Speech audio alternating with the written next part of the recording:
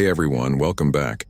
This is a true story from my 2022 home renovation in Ohio, where knocking on my bedroom wall revealed a hidden room.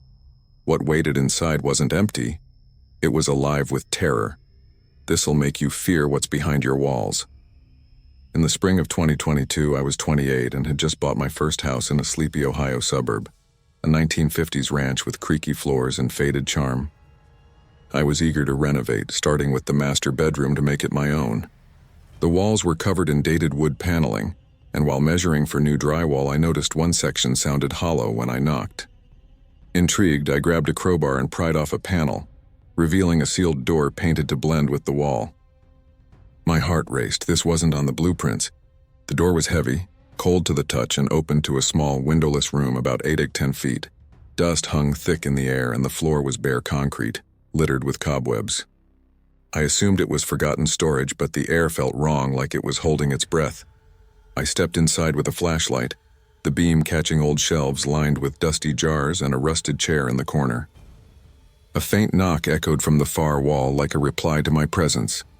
I laughed nervously, thinking it was pipes, but my gut screamed to leave. I didn't listen, not yet. That night I couldn't sleep. Around 3 a.m., 3 sharp knocks came from behind the bedroom wall, right where the hidden door was. I froze, heart pounding, staring at the wall in the dark. The house was empty, just me, no pets, no neighbors close enough to make noise. I crept to the door, flashlight shaking, and opened it. The room was as I left it, but colder, my breath visible. I knocked 3 times on the inner wall, and 3 knocks answered, louder, deliberate. My skin crawled. This wasn't pipes.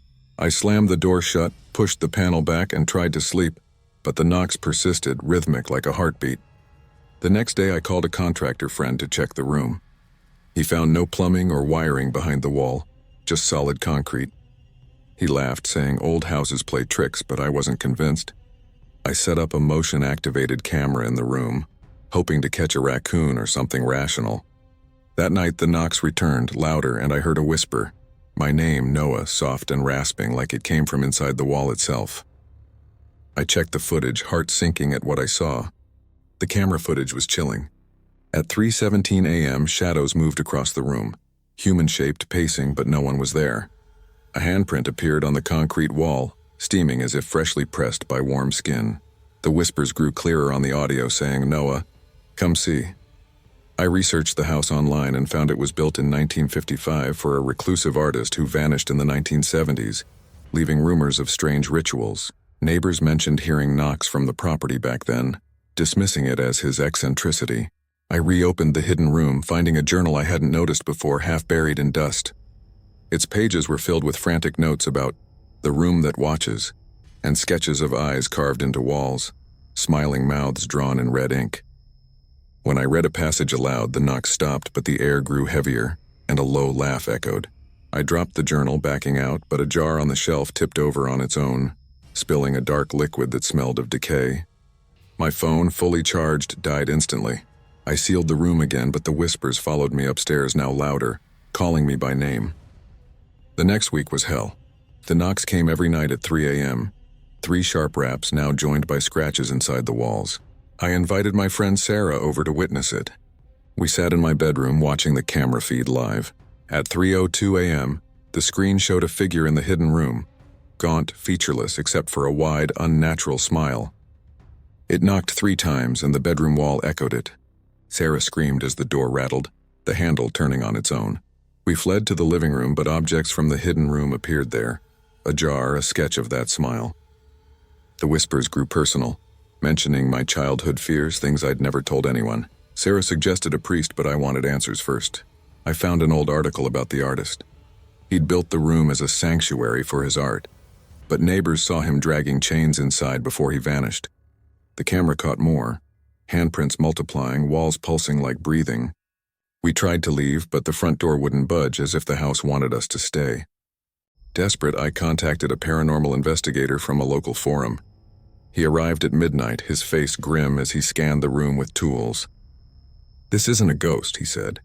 "It's something older, tied to the house." He found carvings under the shelves, symbols, eyes, smiling mouths etched into the concrete. The journal mentioned a ritual to open the room's heart. That night, the wall behind my bed bulged, plaster cracking, revealing a deeper chamber. The investigator warned me not to enter, but the whispers urged me forward, saying, "Noah, you belong here." I saw that smile in my bedroom mirror, not my reflection, its eyes hollow. Objects moved, my keys, photos appearing in the hidden room. The investigator burned sage, but it flared out and laughter filled the house, childlike but twisted. The camera showed the figure clearer now, standing at the new chamber's entrance, beckoning. Sarah refused to stay. She left, begging me to follow. I stayed, needing to know what it wanted, my fear mixing with a strange pull to the room. At 3 a.m., the house shook. The bedroom wall split wide, revealing a tunnel lined with bones and chains, the air thick with decay. The figure emerged, tall, gaunt, its smile stretching ear to ear, eyes black voids. It whispered secrets. My failures, my fears, my life laid bare.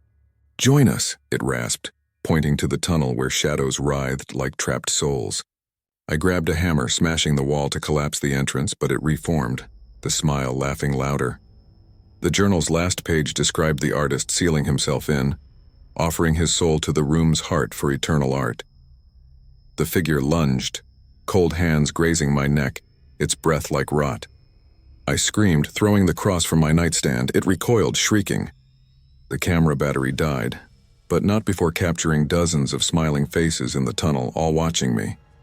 I ran to the basement stairs, the house groaning, walls closing in like a living thing, determined to keep me. I fought through the narrowing hallway, the figure's laughter echoing in my skull. The front door finally opened, and I stumbled into the night, collapsing on the lawn as neighbors called the police. They searched the house, finding the hidden room and tunnel. Bones identified as the artist and others missing since the 70s. The investigator returned, performing a cleansing ritual with salt and prayers. The knock stopped, the wall sealed, but scratches appeared on my bedroom door, fresh each morning. I moved out, renting a new place, but the smile followed, in mirrors, shadows, even dreams. I burned the journal, but its words lingered. The room never lets go. Online forums mentioned similar houses, hidden rooms tied to vanishings, entities that feed on discovery. The police sealed the property, but I heard it was demolished, the lot left empty. Yet I feel it watching, waiting for me to find another wall, another door to open.